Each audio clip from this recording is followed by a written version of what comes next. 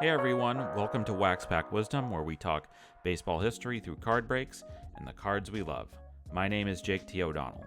Today, we're opening this pack of 1981 Topps. We're going to talk about baseball in the late 70s and early 80s, and we're going to see who we find in this pack. Lots of interesting potential Hall of Famers, some potential rookie cards for Harold Baines, and Kirk Gibson. I actually do have the 81 Topps Kirk Gibson in my collection. We'll get to that at some point in my collection video. But let's see what we got inside this pack of 1981 Topps.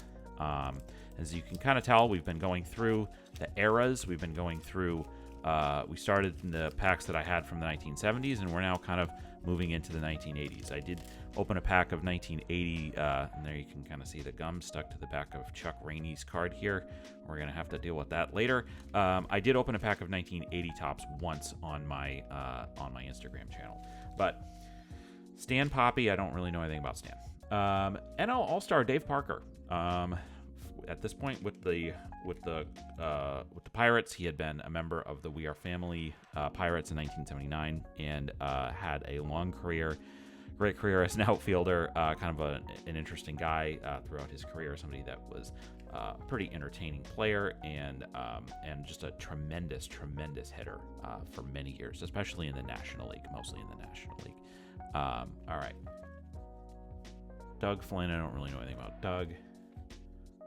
Don't really know anything about Paul Mirabella. You can kind of get a sense of what the cards look like here. This is a very well-known set, the 1981 Topps, with the sort of hat on the left-hand corner. Don't really know anything about Tom Hume. Reds were a good team at this point. 81 was a strike year. The Reds won one of the halves of the year. They went into the playoffs that year, but didn't go very far. Dave Stieb was a pitcher for many years with the Toronto Blue Jays. Somewhat most famously, Dave Stieb missed out on the opportunity to get no-hitters several times in his career. He lost no-hitters in the ninth inning multiple times. He kind of also pitched for the Blue Jays during the 80s, and I think retired or was not on the team. I don't think he was around for when they won the World Series in the 90s. But an excellent pitcher, really kind of the ace of a lot of those Blue Jays teams. So it's a good card, good pull there. Larry Parrish was a tremendous longtime third baseman in the National in Major League Baseball. I think he was on the Tigers later on, and he had spent the first part of his career with Les Expos. As you can see, hit 30 home runs in 1979. And really good player. We're getting some good players in this pack of 1981 Topps. Not really any Hall of Famers yet. Doug DeCinces was a another long-time third baseman.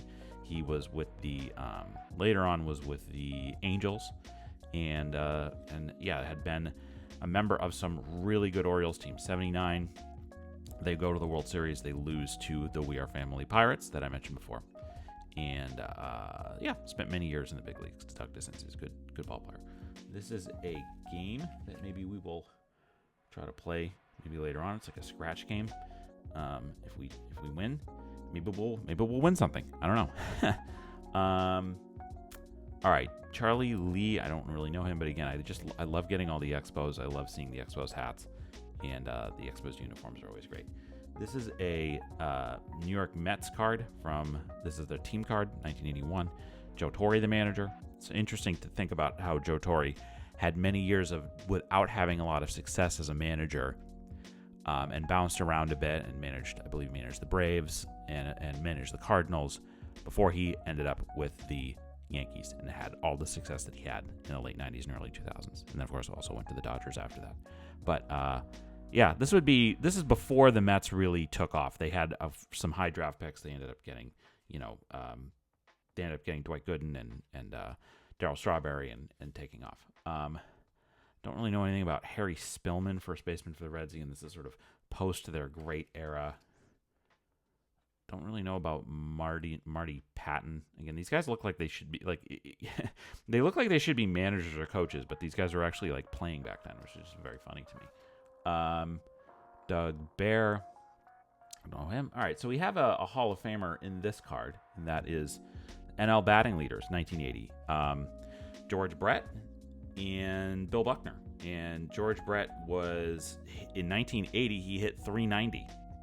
One of the probably the closest that anyone's actually come. You can see it right there. Closest anyone's actually come to hitting 400. And we've seen what Luis Arias has done in 2023 for the Marlins, but still, probably not going to be hitting actually be hitting 400. And Brett was the closest we've come. And Bill Buckner again with the Cubs at this point. Eventually, obviously, was with the Red Sox, and remembered for one play. But Bill Buckner was a great hitter for many years in Major League Baseball. So, all right, and then the last card here is Chuck Rainey. Fortunately, Chuck is stuck with the gum on the back. We'll try to get that off of Chuck later. With the Red Sox, I actually don't really know much about Chuck Rainey, even though I am a Red Sox fan and know the team pretty well. But anyway, so the best card that we pulled here, we did get a Hall of Famer, George Brett, batting leader, 1981. Hope you enjoyed this break of 1981 Topps. If you did like this video, or if you enjoyed this video, please leave us a like. That's what it's there for. Also, leave us a comment. Let us know if there was somebody we glossed over, or if you have a story about somebody in this video that you want to share. Leave it in the comments below. We love to hear from you. We'll respond back. And please also, again, if you like this video, you leave us a comment. Why don't you subscribe to our channel too? We got all kinds of great content that we put out here. Card breaks, new, old, going through my own card collection, talking about also the players that made the game what it is today. We're going to have some more historical videos coming out of cards from specific eras. And we really hope that you enjoyed this video of 1981 Topps. And also, follow us on all of our social media channels. You see the links below. And also, we have our list of nonprofits and charities that we have out there as well, of the ones that we love to support. So please check that out. And again, subscribe to Wax Pack Wisdom. You'll get more content like this in your feed all the time. And thanks so much again for watching, and take care.